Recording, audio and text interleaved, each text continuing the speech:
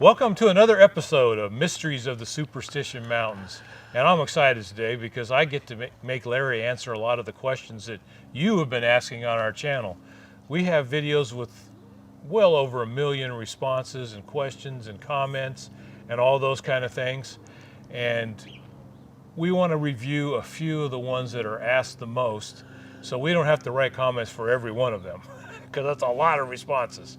So I'm going to corner Larry with some of your questions that you've asked in the comments over the last many years that we've been doing this project, and hopefully we can answer some of those questions, and I can get answers for some of them too.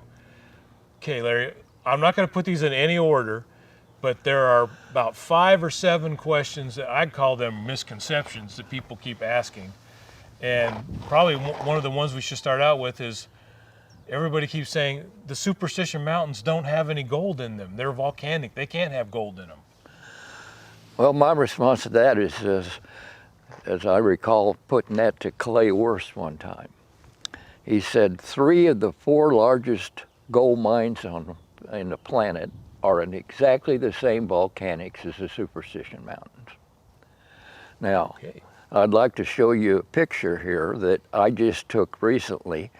I saw it from somebody else, but we went over there the other day and took this picture of an intrusion of magma into the volcanic tufa, or whatever you call it, the volcanic ash.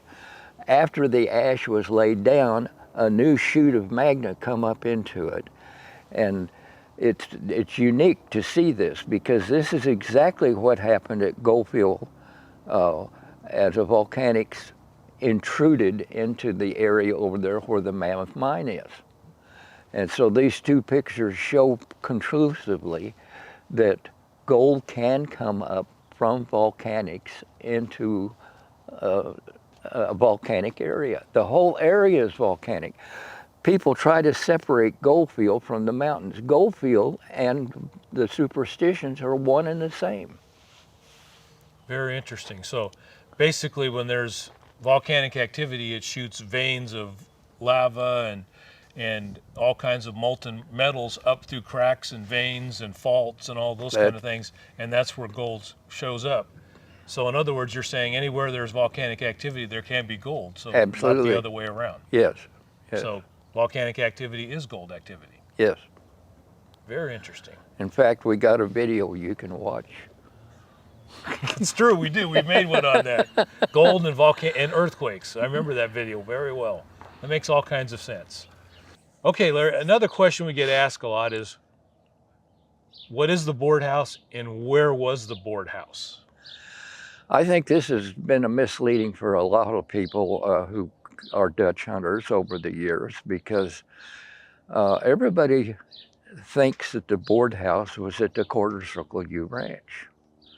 And the Quarter Circle U Ranch didn't even exist till 1907.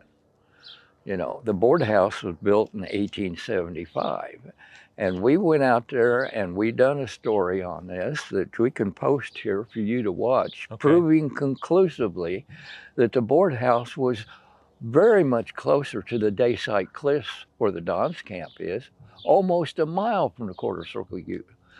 And the importance of that is if you left from the Quarter Circle U, you're going to enter the mountains from a completely different direction than you would if you left from Peralta Canyon. And this is where, when Adolph Ruth started searching for his body, they were leaving from the actual location of the board house. And that story was so big and in the media that Dutch hunters, again, become out to the actual board house to go into the mountains. And Barclay had the board house torn down because of that. He didn't want them coming there and leaving from there. Right. So now the board house no longer existed, so everybody thinks it's at Quarter Circle U. Gotcha.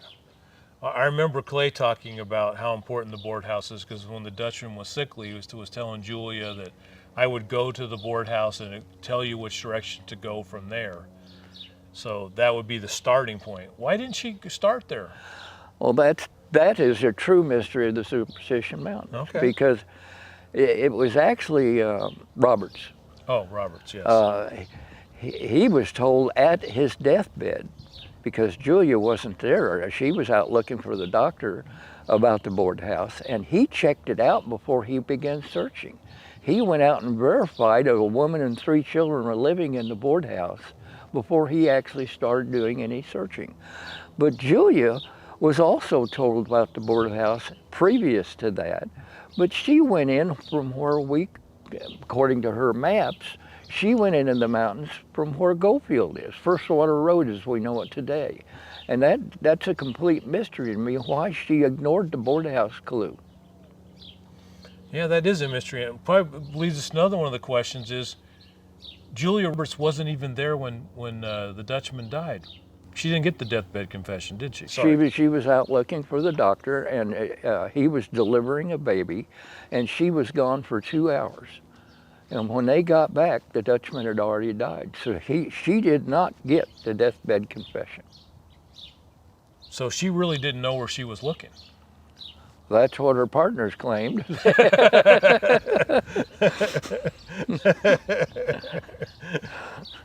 So is that why Julie didn't end up with the Dutchman's gold that was under his bed? Julia Thomas asked them to stay with the Dutchman while she went for the doctor. So Mr. Holmes had Gideon Roberts as a witness that the Dutchman gave him the gold, and she took that to court, and the court sided with Holmes. So he ended up with the gold that was under his bed, and that was sold as jewelry and what have you. Okay, another outlandish claim that I get questions, cracks me up, is that they say that the Dutchman's not even real, that there was no gold, their Dutchman doesn't exist, it's just a fairy tale. Jacob Waltz didn't exist, or? Yeah, the Jacob Waltz and the mine and his gold, it was all just a fairy tale. Well, that's a lengthy story, but we can post it here for you to watch. It was 2 doctors decided to try to find the real Dutchman, because a false Dutchman, Jacob Waltz, had shown up in some books in the past, and they went on a genealogical research, and they found Jacob Waltz in Germany. And I want to tell you, everything we know about Jacob Waltz from the time he was born until he died in 1891 is as true as north is. Okay. Everything after 1891 is highly suspect. Now, you've held some of the Dutchman's gold in your hand. Yes, I've seen it several times, yeah. Okay. So The matchbox. Right, so it's real. It's real. Joe Porter Ree was the assayer for the Vulture Mine, and that's going to be a question that I think is going to come up. And he is also the one that assayed the gold that was under the Dutchman's bed. People that bought it from had to have an assay, and he assayed that gold, and he's the one that said there was absolutely no comparison between the Vulture and the matchbox, none whatsoever. So it did not come from the Vulture mine. In fact, it was tested against all the mines in the Superstition Wilderness area at Goldfield, and it's not similar to any of them. The Dutchman's gold is from a totally unknown source. Wow. So that you preempted me on one of those questions there. Everybody keeps saying, the gold just came from the Vulture mine, he high-graded it, but we know that from what you just said is completely false. Absolutely not true. And Joe Porter, he was the assayer for most of the gold in this Arizona area, so he would know. That's right. He was the chief assayer for the Vulture, and also the Magna mine and the Black Queen at Goldfield. If anybody knows the difference, he knew. Okay, Larry, here's a big one. And this is kind of funny to me. It's like, so when the Dutchman's adobe got washed away in Phoenix, and supposedly he had gold on his property, why didn't it not get washed away and they were able to give it away? Yeah, that came up a lot over the years. You see, he had an adobe building, It wasn't a wood frame building.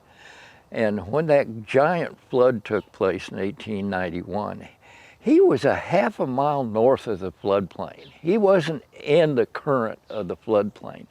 What happened was he had given permission to cut a canal across the southeast corner of his property, and that canal overflowed. And his adobe was in about 18 inches of water, and it just melted. It didn't wash away. You know what water does to adobe. Yeah. And all his goods, including the box that had the gold, was taken to Julia Thomas's while he was recovering. Yeah, and gold's heavy too. It's not like, yeah, it's heavy. And frankly, I would see where adobe would just kind of become a pile. Yeah, with 48 pounds. It's going to hold things there. 48 and a half pounds of gold ore isn't going to go anywhere in something like that. Yes. So that makes sense. They were able to recover the gold, put it underneath his bed, so it was there when he passed away, so he could give it to Dick Holmes. That's right. Answers that question. Okay, Larry, this one's kind of for me, but I know it's been asked from other people. There are so many false clues about the Lost Dutchman mines. People are just gone crazy making up stuff. But you mentioned in one of our previous stories that the mother of all of those false clues starts with the Sim Zealy book. Okay, it wasn't so much the clues as just the statements that were made. Oh, the statements, okay. The book came out in 1953, and Sims died in 1954, and his son was handling all the back and forth between the editor and not Mr. Sims himself, but the son was handling it. And he was just absolutely discouraged over all the letters flying back and forth that the editor wanted to get this out or add this or what have you. And he finally just got so discouraged, he just gave up and turned it over to the editor. Well, I want to give you an example. If, in fact, the editor edited out 1/3 of the book, I would have loved to have read this stuff. There's got to be some stuff in there that would have been great. Oh, yeah. I'd have loved to have read the book before it got edited. But P.C. Bicknell wrote the first story for the San Francisco Chronicle in 1894.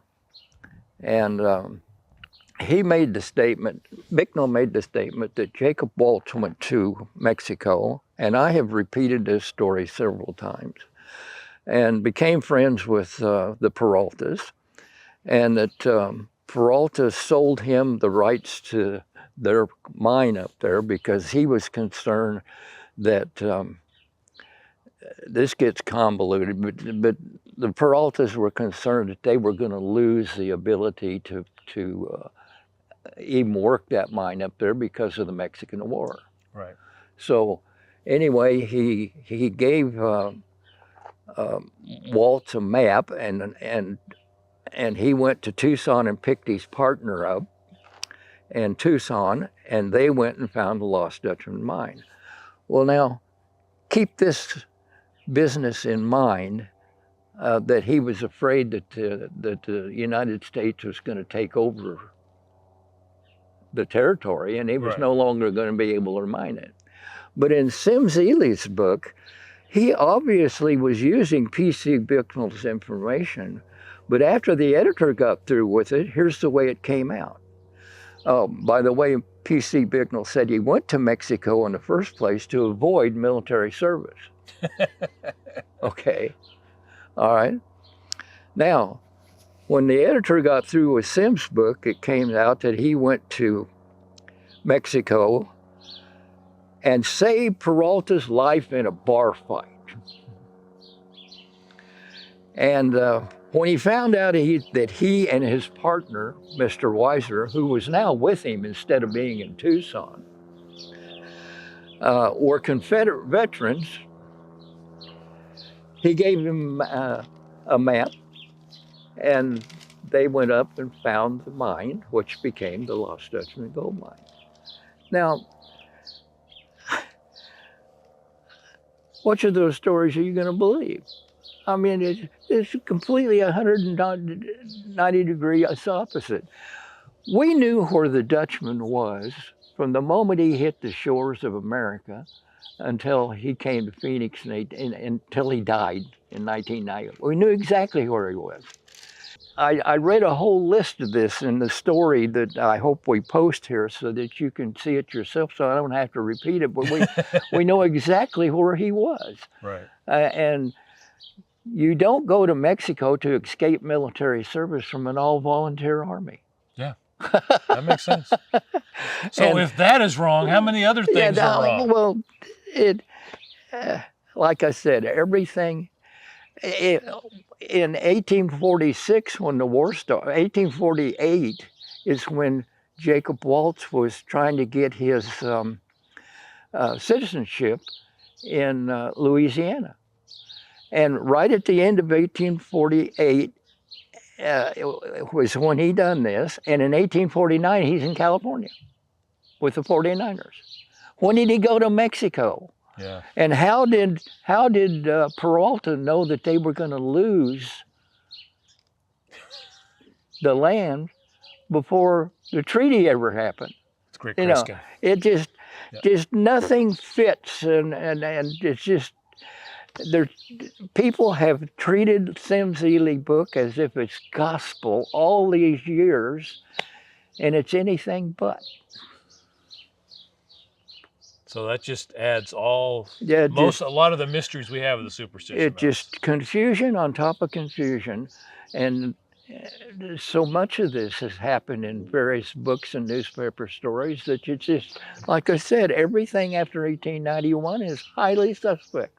You better do your research before you start.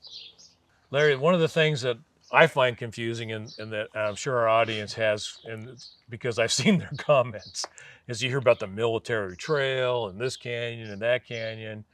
But when the Dutchman around, there wasn't maps, there wasn't proper names of things back then for him to even give Julia or anybody else an idea where to go, was there? Well, that's the whole point. There are only two things that had a name back in those days, and that was Superstition Mountain itself, that mountain alone, because there's hundreds of mountains out there, and Weaver's Needle. The only two landmarks that had a name. How was he going to tell Julia Thomas to go down West Boulder Canyon, past Blacktop Mesa, and get this and that and another thing? It's why Julia couldn't find anything. Yeah. She went in from the complete wrong direction. It went in from the wrong direction. She couldn't find anything. Yeah. And it was in a newspaper story that she didn't find anything, yet she was selling maps for $7 with an X on it. Well, she proved that she couldn't. She didn't know where it was at, but she was selling maps. I always loved that part. Yeah, well, there you go. Well, folks, I hope we ended some mysteries for you, and maybe created a few new ones. That's one thing fun about the Superstition Mountains. The storylines and the information never seems to end, and we sure have a great time telling them to you and sharing our experiences. So see you next time on Mysteries of the Superstition Mountains. Thank you for watching this episode of Mysteries of the Superstition Mountains.